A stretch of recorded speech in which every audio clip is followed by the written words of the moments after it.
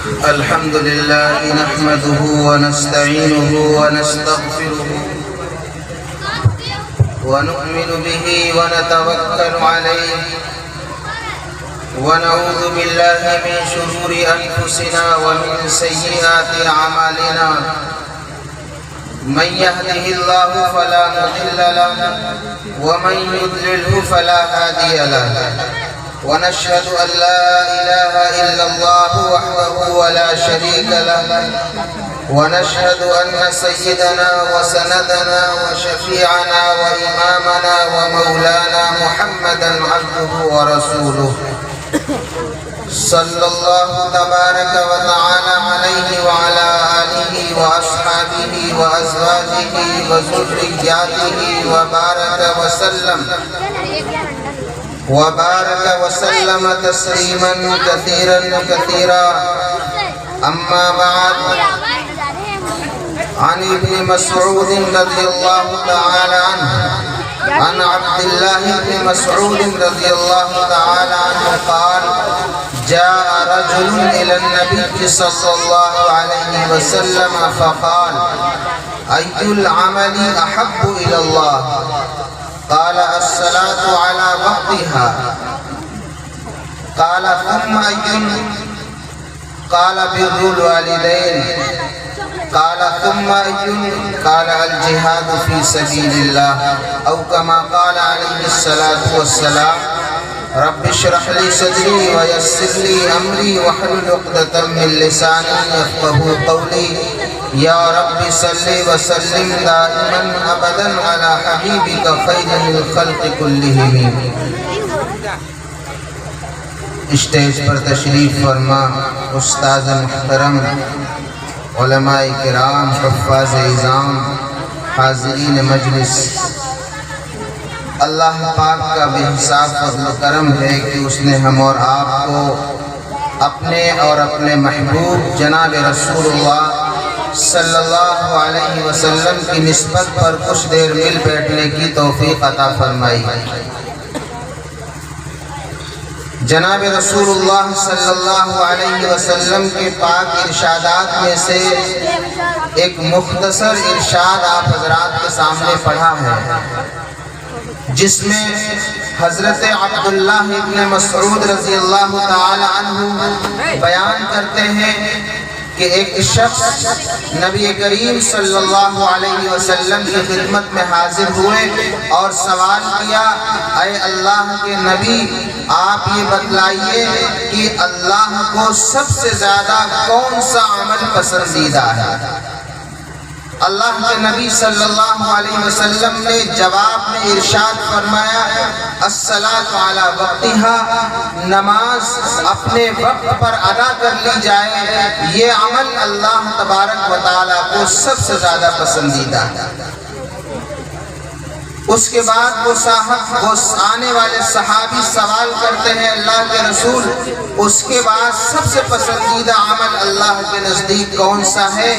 اللہ کے نبی صلی اللہ علیہ وسلم ارشاد فرماتے ہیں بر الوالدین،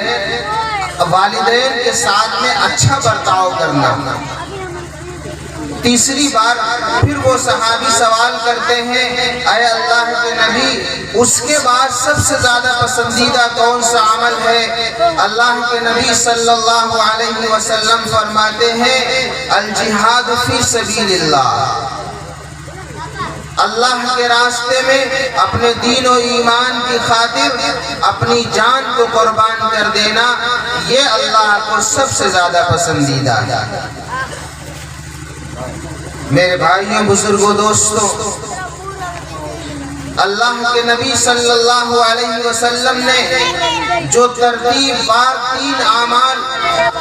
ایک صحابی کے سوال کے جواب میں ارشاد فرمائے ہیں، سب سے پہلے فرمایا بر الوالدین الصلاۃ علی وقتہا، کہ نماز اپنے وقت پر ادا کی جائے۔ اگرچہ اللہ کے نبی صلی اللہ علیہ وسلم ان آنے والے صحابی کے سوال کے جواب میں ارشاد فرما رہے تھے، جواب دے رہے تھے، لیکن آپ کا یہ جواب صرف ان صحابی اور ان سوال کرنے والے صاحب تک ہی محدود نہیں ہے، بلکہ قیامت تک آنے والی ساری کائنات انسانی کے لیے یہ پیغام ہے کہ اللہ کے نزدیک سب سے پسندیدہ عمل نماز کو اپنے وقت پر ادا کرنا ہے۔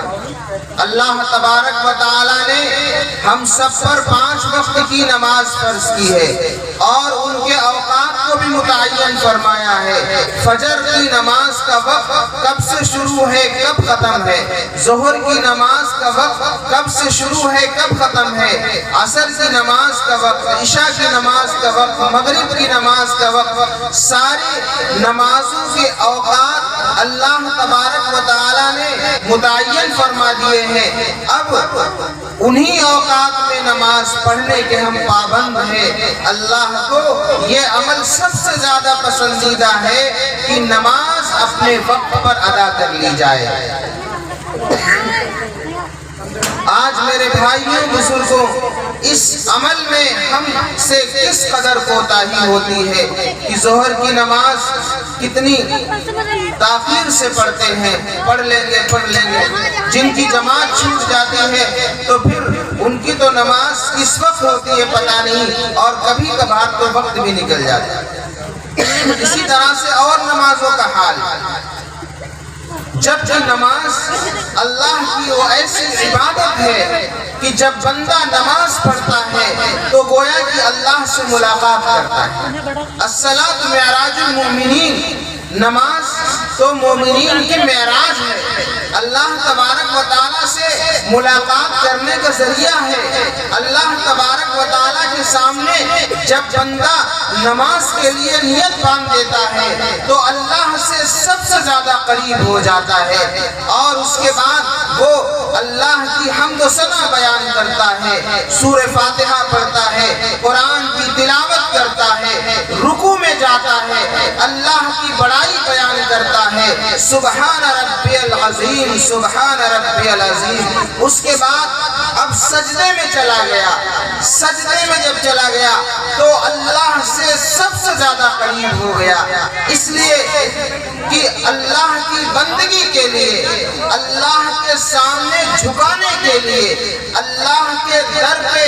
پیش کرنے کے لیے اس کے پاس سب سے زیادہ قیمتی اس کے جسم میں کوئی چیز نہیں تھی۔ اس کے جسم میں سب سے قیمتی اس کا سر تھا، اور اس نے اپنے سر کو اللہ کے دربار میں جھکا دیا ہے، اس لیے کہ سر انسانی جسم کا سردار ہے، انسانی جسم کا سردار سر ہے، اس لیے کہ بولنے کی صلاحیت سر میں ہے، دیکھنے کی صلاحیت، سمجھنے کی صلاحیت، سننے کی صلاحیت، یہ سوچنے سمجھنے کی صلاحیت، ساری صلاحیتوں کا مرکز سر ہے۔ اللہ کے دربار میں اس نے اپنے جسم کے مرکزی حصے کو جھکا دیا ہے، اس سے زیادہ بڑھ کر اس بندے کے پاس کوئی چیز نہیں ہے جو اللہ کے سامنے پیش کرے۔ ایک حدیث میں آتا ہے کہ جب بندہ سجدے میں ہوتا ہے تو سب سے زیادہ اپنے رب سے قریب ہونے کا وقت ہوتا ہے۔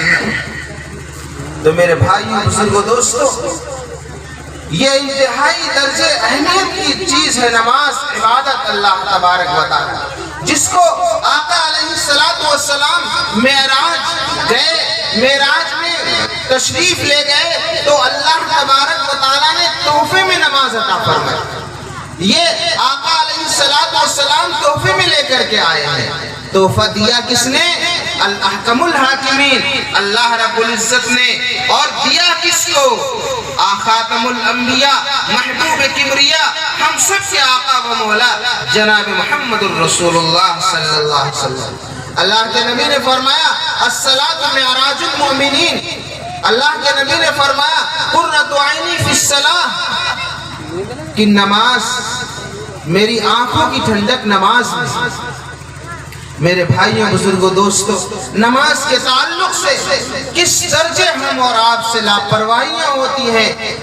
ان لاپرواہیوں پر روک تھام لگانے کی ضرورت ہے اور نماز کو پابندی کے ساتھ اپنے وقت پر ادا کرنے کی ضرورت ہے۔ آقا علیہ السلام صحابی کے سوال کے جواب میں فرماتے ہیں اللہ تعالیٰ کو سب سے زیادہ عمل یہ پسند ہے کہ نماز کو اپنے وقت پر ادا کیا۔ اس کے بعد نبی کریم صلی اللہ علیہ وسلم نے فرمایا بر الوالدین، اس کے بعد فرمایا الجہاد فی سبیل اللہ، اللہ کے راستے میں اپنی جان اور اپنی مال اور اپنے ایمان کی حفاظت میں اپنی جان کو قربان کر دینا، جس کو شہادت کہا جاتا ہے۔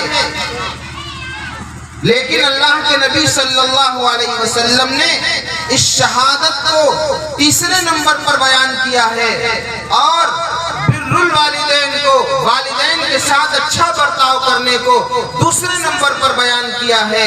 اس ترتیب سے معلوم یہ ہوتا ہے اللہ کے نبی صلی اللہ علیہ وسلم یہ بتانا چاہتے ہیں کہ شہادت کے مقابلے میں، اللہ کے راستے میں اپنی جان قربان کر دینے کے مقابلے میں بر الوالدین کی اہمیت زیادہ ہے، بر الوالدین کا حکم اس سے اہم حکم ہے۔ اس لیے دوسرے نمبر پر اللہ کے نبی صلی اللہ علیہ وسلم نے فرمایا بر الوالدین، والدین کے ساتھ اچھا برتاؤ کرنا۔ میرے بھائیوں، ہمارے معاشرے میں والدین کے ساتھ اچھا برتاؤ کرنے کا کس قدر رواج ہے اسے بیان کرنے کی ضرورت نہیں ہے۔ ہم سب اس کا مشاہدہ کرتے رہتے ہیں اپنے گھروں میں کہ ہم اپنے والدین کو کتنی عزت دیتے ہیں، کتنا ان کے ساتھ میں اچھا برتاؤ کرتے ہیں، کتنے حسن سلوک کے ساتھ ان کے ساتھ پیش آتے ہیں، جبکہ اسلام اور مذہب اسلام نے والدین کے ساتھ اچھا برتاؤ کرنے کا قرآن کریم میں جناب رسول اللہ صلی اللہ علیہ وسلم نے احادیث طیبہ میں متعدد مقامات پر بے شمار روایتوں کے ذریعے اپنی امت کو یہ پیغام دیا ہے کہ دیکھو والدین کے ساتھ میں اچھا برتاؤ کرنا، اس لیے کہ والدین ظاہری طور پر انسان کے وجود میں آنے کا ذریعہ ہے، حقیقی پیدا کرنے والا اللہ تعالیٰ ہے، لیکن ظاہری طور پر دنیا میں وجود میں آنے کا ذریعہ والدین ہیں۔ اس لیے اللہ تبارک و تعالیٰ نے قرآن کریم میں اپنی عبادت کے ساتھ، اپنے تذکرے کے ساتھ میں والدین کا تذکرہ فرمایا ہے اور تفصیلی حکم دیا ہے، تفصیلی پیغام دیا ہے امت کو کہ تمہیں اپنے والدین کے ساتھ میں کیسا برتاؤ کرنا ہے۔ آقا علیہ السلام فرماتے ہیں کہ جس کے والدین اس سے راضی ہیں اللہ ان سے راضی ہے، اور اگر والدین ناراض ہیں تو اللہ ناراض۔ والدین کی ناراضگی میں اللہ کی ناراضگی، والدین کی رضامندی میں اللہ کی رضامندی۔ کتنا بڑا مقام ہے والدین، کتنا بڑا مقام۔ اس لیے اللہ کے نبی فرماتے ہیں بر الوالدین، بر الوالدین، والدین کے ساتھ اچھا برتاؤ کرنا یہ شہادت سے زیادہ مرتبے کی چیز ہے، شہادت سے زیادہ اہمیت کی چیز ہے۔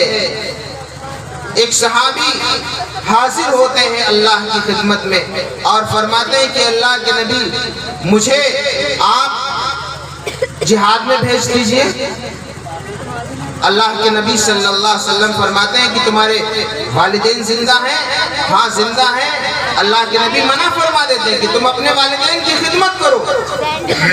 تمہارے لیے والدین کی خدمت کرنا یہ زیادہ اہمیت کی چیز ہے بمقابل اس کے کہ تم اس کام میں لگے۔ میرے بھائیوں، بزرگوں، دوستو، والدین اولاد کے ساتھ کس قدر ہمدردی کا معاملہ کرتے ہیں، اس کی پرورش کرتے ہیں، اور جب اولاد بڑی ہو جاتی ہے، اپنے پیروں پر کھڑی ہو جاتی ہے تو وہ اپنا بچپن بھول جاتے ہیں کہ والدین نے کس محنت اور کس پریشانی اور مصیبت میں پڑھ کر ہمیں پالا ہے اور ہمیں بڑا کیا ہے، ہماری پرورش کی ہے، ہمارے دکھ سکھ کا، ہماری پریشانیوں کا، ہماری پریشانی اور بیماری کا، صحت کا کس قدر سے خیال رکھا۔ مذہب اسلام یہ حکم دیتا ہے کہ جب اولاد بڑی ہو جائے، کرنے کے لائق ہو جائے، تو اس پر لازم ہے، ضروری ہے کہ وہ اپنے والدین کے ساتھ اچھا برتاؤ کرے۔ اگر اچھا برتاؤ نہیں کرے گی تو کل میدان محشر میں اللہ تبارک و تعالی سزا دیں گے۔ اللہ تعالیٰ نے قرآن کریم میں تفصیلی حکم فرمایا، والدین کے ساتھ اچھا برتاؤ، حسن سلوک کرنے کا مطلب کیا ہے؟ اللہ تعالیٰ نے قرآن کریم میں وضاحت سے فرمایا وَقَضَىٰ رَبُّكَ أَلَّا تَعْبُدُوا إِلَّا إِيَّاهُ وَبِالْوَالِدَيْنِ إِحْسَانًا۔ وَبِالْوَالِدَيْنِ إِحْسَانًا، اللہ تعالیٰ نے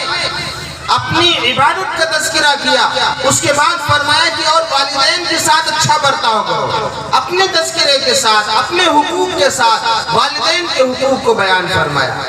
اور فرمایا اگر ان میں سے کوئی ایک یا دونوں تمہیں بڑھاپے کی حالت میں مل جائیں،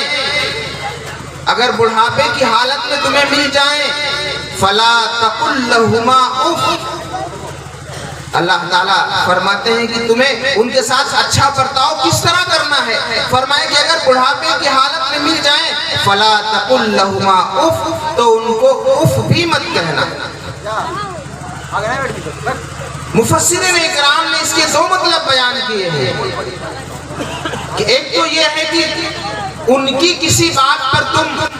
اف نہ کہو، اور ایک یہ ہے کہ تمہاری زبان سے کوئی ایسی بات ان کے لیے نہ نکلے کہ ان کو تمہاری بات پر اف کہنا پڑ جائے۔ اس کا خیال رکھو۔ کون کہہ رہا؟ اللہ تعالیٰ قرآن کریم میں فرما رہے ہیں فَلَا تَقُلْ لَهُمَا أُفٍّ وَلَا تَنْهَرْهُمَا۔ آگے اللہ تعالیٰ فرماتے ہیں اور ان کو مت جھڑکو، ان کو مت ڈانٹو، ان کو مت جھڑکو۔ فَلَا تَقُلْ لَهُمَا أُفٍّ وَلَا تَنْهَرْهُمَا وَقُلْ لَهُمَا قَوْلًا كَرِيمًا، اور ان کے ساتھ ان سے نرم گفتگو کرو، نرمی سے پیش آؤ، اس لیے کہ بڑھاپے کی زندگی ایک نازک زندگی ہوتی ہے۔ بڑھاپے کی زندگی کی نزاکت